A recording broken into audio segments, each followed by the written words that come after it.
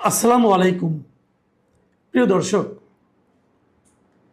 কুরবানির ঈদকে কেন্দ্র করে আমরা সবসময় দেখেছি যে ঢাকা শহরে নানা ধরনের বর্জ্য জমা হয় এবং সেই বর্জ্যগুলো অপসারণ যেন একটা সিটি কর্পোরেশনের জন্য প্রধান চ্যালেঞ্জের কাজ হয়ে দাঁড়ায়। ঢাকার 2 সিটি কর্পোরেশন প্রতিবারই বলেন যে আমরা 8 ঘন্টার মধ্যে, 10 ঘন্টার মধ্যে অথবা 12 ঘন্টার মধ্যে এই বর্জ্য অপসারণ করব। তারা কিছুটা করেন না যে তা না, কিছুটা করেন, কিছু চেষ্টা করেন, কিছু পারেন না, না পেরে বলেন যে এই সমস্যা ছিল, সেই সমস্যা ছিল। এগুলো দেখেছি আমরা। বর্জ্যের সঙ্গে সঙ্গে রক্ত থাকে, রক্তের গন্ধ হয়, এগুলো নানা কিছু। এটা আমাদের প্রতি কুরবানির ঈদের একটা নিয়মিত দৃশ্য। এবারও তাই হয়েছিল।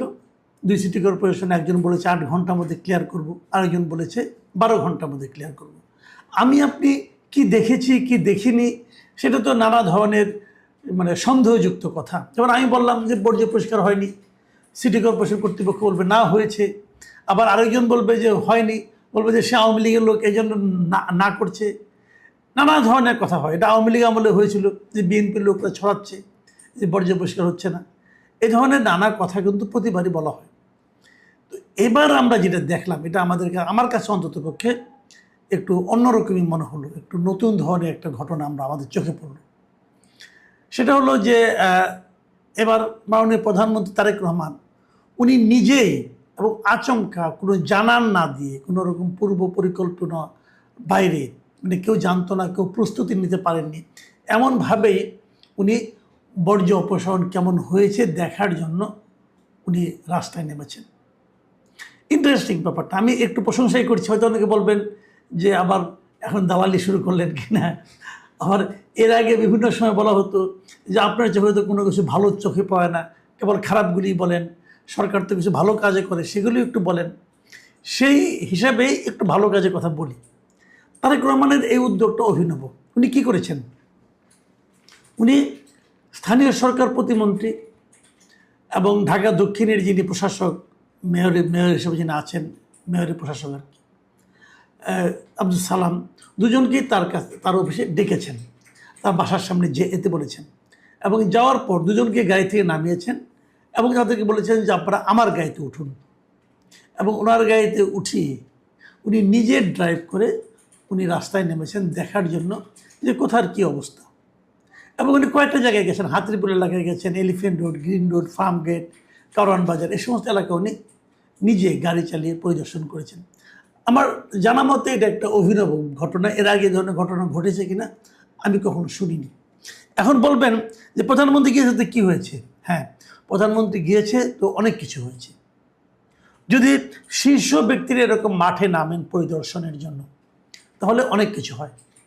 আমার বিবেচনায় প্রত্যেকটা বিভাগের প্রত্যেকটা মন্ত্রী যদি এরকম একটা কাজ তিনি করতে দিয়েছেন অথবা ঠিক মতো হচ্ছে কিনা উনি যদি নিজে আগে থেকে জানান না দিয়ে নিজেই যদি মাঠে নেমে যান পরিদর্শন করতে, আমি মনে করি একটা ম্যাজিক্যাল চেঞ্জ আপনি দেখতে পাবেন।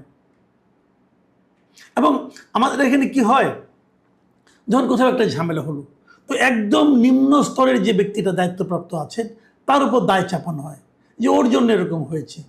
ধর ময়লা ওঠানো হয় নাই, ওখানে ময়লা পোষানোর জন্য যে লোকটা বেলচা দিয়ে ময়লা তুলতো হয়তো তাকে দায়ী করা হলো, ও ঠিক মতো বেলচা চালায় নাই, অতএব এই ঘটনা ঘটেছে। এবারে কিন্তু তা হয়নি।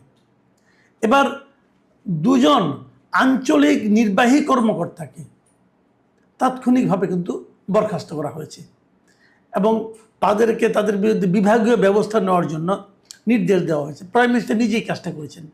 এবং এই দুজন কোন জায়গার, একজন হলো ঢাকা উত্তর সিটি কর্পোরেশনের অঞ্চল 5-এর আঞ্চলিক নির্বাহী কর্মকর্তা মোহাম্মদ সাদিকুর রহমান, আরেকজন হচ্ছেন ঢাকা দক্ষিণ সিটি কর্পোরেশনের অঞ্চল 1-এর নির্বাহী কর্মকর্তা কাজী সালেহ মুস্তানজির। দুজনই কিন্তু উপসচিব পদমর্যাদার ব্যক্তি এবং এই দুজনকে উনি তাৎক্ষণিকভাবে কাজ থেকে, দায়িত্ব থেকে সরিয়ে দিয়েছেন এবং তাদের বিরুদ্ধে কেন তারা ঠিক মতো কাজ করতে পারেননি তার ব্যাপারে সিদ্ধান্ত নিতে বলেছেন। এই যে ঘটনাটা, এই ঘটনাটা আমি মনে করি এটা এক্সাম্পল। আমাদের প্রধানমন্ত্রী কিন্তু অনেক এক্সাম্পল তৈরি করতেছেন, বাট আনফর্চুনেট হলো, যেটা আমার জন্য দুর্ভাগ্যজনক, আমি ভাবি দুর্ভাগ্যজনক, সেটা হলো ওনার এই উদাহরণগুলো ওনার সঙ্গে যারা আছেন তারা ঠিকঠাক মতো হয় বুঝতে পারছেন না, অথবা অনুসরণ করতে পারছেন না, অথবা উপেক্ষা করছেন। কোনটা আমি জানি না। আমি মনে করি এগুলোর একটা হিসাব নিকাশ হওয়া উচিত। কেন সবাই এগুলিকে উপেক্ষা করছেন, কেন পাত্তা দিচ্ছেন না, এগুলো কিন্তু আমি মনে করি প্রধানমন্ত্রীর নিজের অবস্থানটাকে ক্লিয়ার রাখার জন্য ওনারই দায়িত্ব নেওয়া উচিত, এগুলির ব্যাপারে ব্যবস্থা নেওয়া।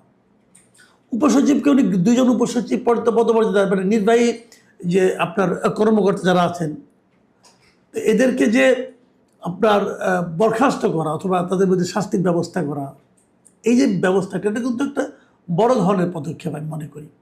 কিন্তু এই ধরনের পদক্ষেপ কি অন্যান্য মন্ত্রণালয় নিচ্ছেন? আমি কতগুলি ঘটনা বলি। ঈদের আগে প্রতিবার কি হয়, প্রতিবার যে জিনিসটা হয় সেটা হলো আপনার মহাসড়কে যানজট হয়। যানজটটা কেন হয়? একবার এক কারণে যানজট হয়। কখনো রাস্তা ভাঙা থাকে, কখনো রাস্তার গাড়ি ভালো থাকে না, এগুলি সমস্যা হয়, এরকম নানা ঘটনা হয়। কিন্তু এবার যে যানজটগুলি হয়েছে, আমি নিজে কিছু যানজটের সাক্ষী। আমি আপনাকে দু একটা ঘটনা বলি। ঈদের আগের দিন আমারই এক কলিগ, আমারই এক বন্ধু, উনি পাবনায় গিয়েছেন। ওনার যেতে 18 ঘন্টার সময় লেগেছে। আপনারা বলুন, ঢাকা থেকে পাবনার বেড়ায় যেতে যদি 18 ঘন্টার সময় লাগে, এটা কি কোনো বিবেচনা গ্রহণযোগ্য? কেন হয়েছে? আমি আজকে ময়মনসিংহ গিয়েছিলাম, সারা রাস্তা, ঈদের পরের দিন গিয়েছি আমি, গিয়ে আবার আজকে ফিরে এসেছি। সারা রাস্তা ফাঁকা, সারা রাস্তা ফাঁকা, কোনো রাস্তায় যানবাহনেরও কোনো ভিড় ছিল না। কিন্তু তার মধ্যে দেখলাম যে ময়মনসিংহে ঢোকার সময় যে বাইপাসের যে মোড়টা আছে, সেখানে আমাকে 1 ঘন্টা দাঁড়িয়ে থাকতে হয়েছিল। 1 ঘন্টা, পুরো 1 ঘন্টা গাড়ি নড়ে না। কারণ এগুলি কী কারণে হয়? টোটাল এই মেসগুলি হয়েছে, এই ঝামেলাগুলো হয়েছে ট্রাফিক ব্যবস্থার জন্য, ট্রাফিকের যে অব্যবস্থা, এই জন্য 2 জায়গাতেই। বেড়ার এখানে দেখা গেছে রাস্তার উপর গাড়ি থামিয়ে বাসগুলো যাত্রী উঠায়, যাত্রী নামায়। একটা গাড়ি থামলে পরে পেছনে অনেকগুলি, যেহেতু গাড়ির চাপ বেশি, অনেক গাড়ি জমে যায়, এবং এইভাবে জমতে জমতে জমতে জমতে দেখা যাচ্ছে যে 2-3 কিলোমিটার লম্বা জ্যাম হয়ে যায়। তো আমাদের যিনি পরিবহন মন্ত্রী আছেন, উনি করেন কি, হয়তো গত যে দেখেছি, ওনারা গাবতলী বাস স্ট্যান্ডে যান, যে বলেন ভাড়া বেশি নিয়েছে বা বেশি নেয়নি, এগুলি বলে। ভাই, উনি ওই জন্য রাস্তাটা চেক করেন না, একটা হেলিকপ্টার নিয়ে উড়ে যান, ওনার তো টাকার অভাব নাই, একটা হেলিকপ্টার নিয়ে এই হাইওয়েতে উড়ে যান, দেখেন কোথায় যানজটটা হচ্ছে, কেন হচ্ছে। আজকাল তো অনেক পত্রিকা ড্রোন দিয়েও চেক করে যে যানজটটা কেন হচ্ছে, সামনে কি সমস্যা দেখা যায়।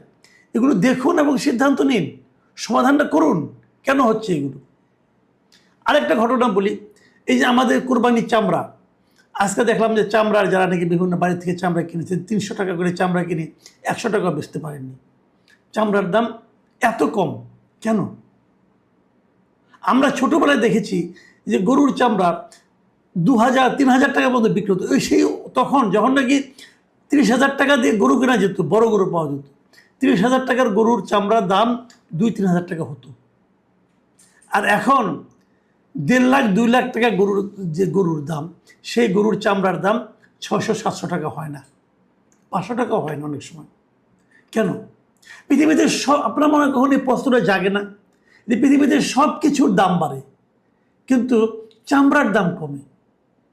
অথচ চামড়া জাত যে পণ্য, আপনি স্যান্ডেল বলেন, মানি ব্যাগ বলেন, ভ্যানিটি ব্যাগ বলেন, চামড়ার ব্যাগ বলেন, এগুলোর দাম কিন্তু অনেক বেশি। বেল্ট বলেন, জেনুইন লেদার যেগুলি, সেগুলোর দাম অনেক বেশি, ধরা ছোঁয়ার বাইরে। এই জন্য আর্টিফিশিয়াল লেদার আমরা ইউজ করি।